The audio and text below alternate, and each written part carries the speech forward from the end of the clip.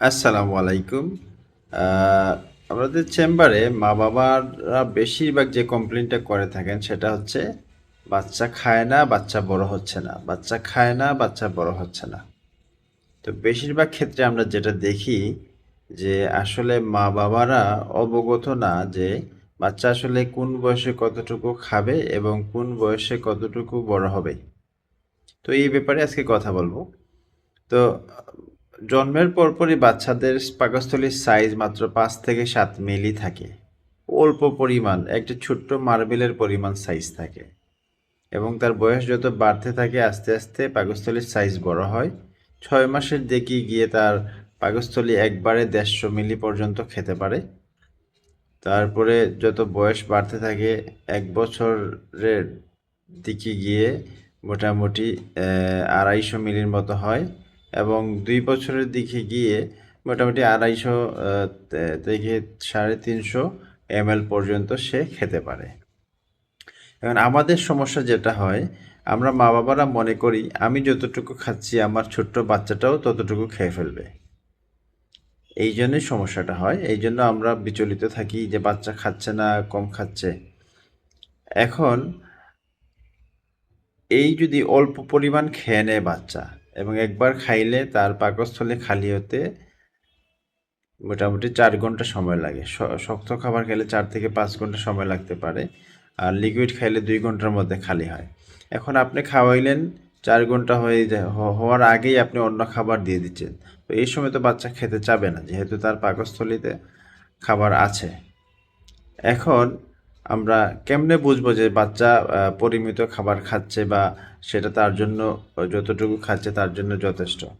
বাচ্চার বয়সের সাথে যদি ওজনটা সামঞ্জস্যপূর্ণভাবে বাড়ে তাইলে আমরা ধরে নিব বাচ্চার খাবার ঠিক আছে। তাইলে সাধারণত আমি কিছু ধারণা দেই যে কোন বয়সে কতটুকু ওজন হলে আপনারা ধরে নেবেন বাচ্চা সুস্থ।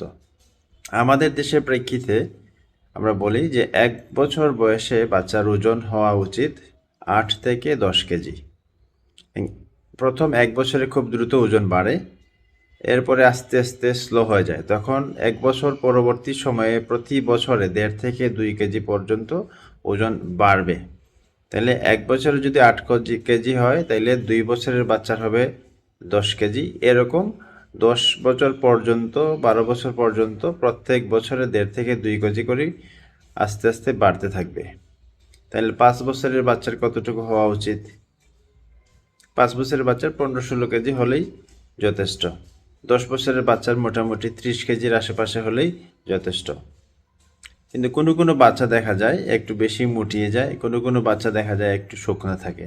কিন্তু বাচ্চা যদি দৌড়ঝাঁপ, খেলাধুলা এগুলা সব অ্যাক্টিভিটি ঠিক থাকে তাদের ওজন একটু কম থাকতে পারে। এখন বলি যে কেন আসলে বাচ্চারা শুকনা থাকে।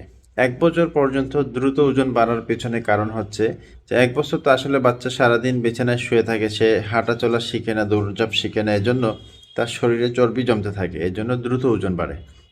কিন্তু বেশিরভাগ বাচ্চা দেখা যায় 1 বছরের পর থেকেই আস্তে আস্তে হাঁটা শিখে যায়, দৌড়াদৌড়ি শিখে যায়, তখন তাদের যে ব্যায়ামটা বেশি হয়, এই জন্য চর্বি জমে কম এবং বাচ্চা খুব বেশি ওজন বাড়ে না। তো এটা নিয়ে দুশ্চিন্তার কিছু না, যদি বাচ্চা খেলাধুলা দৌড়ঝাঁপ বেশি করে সেক্ষেত্রে ওজন কম হলেও ভয়ের কিছু নেই। তো এই খাওয়ার ব্যাপারে আমরা খুব উদ্বিগ্ন থাকি। এখন বাচ্চাকে আমরা খাবার কিভাবে দিব? 6 মাসের আগে শুধু বুকের দুধ, 6 মাস পর থেকে বুকের দুধের পাশাপাশি খিচুড়ি দিয়ে শুরু করবেন। 2 বেলা অল্প পরিমাণে দিবেন, প্রথম দিকে 2 মাস তারা খাওয়া শিখাইতে হবে। বাচ্চা খাওয়া শিখে গেলে আস্তে আস্তে খাবে। 8 মাস পর্যন্ত 2 বেলা, এরপর থেকে 3 বেলা দিবেন। 9 মাস, 11 মাস, 12 মাস পর্যন্ত। 12 মাস হয়ে গেলে তাকে 3 বেলা আমরা খাবার দিব। আহ, এরপরে আস্তে আস্তে ফ্যামিলি ডায়েট সব শুরু হয়ে যাবে। বাসায় যেগুলো আমরা খাই সেগুলো খাওয়ানোর চেষ্টা করব এবং তাকে এগুলা শেখাতে হবে। খাবার শেখানোর আগে তো তাকে সে খাবে না।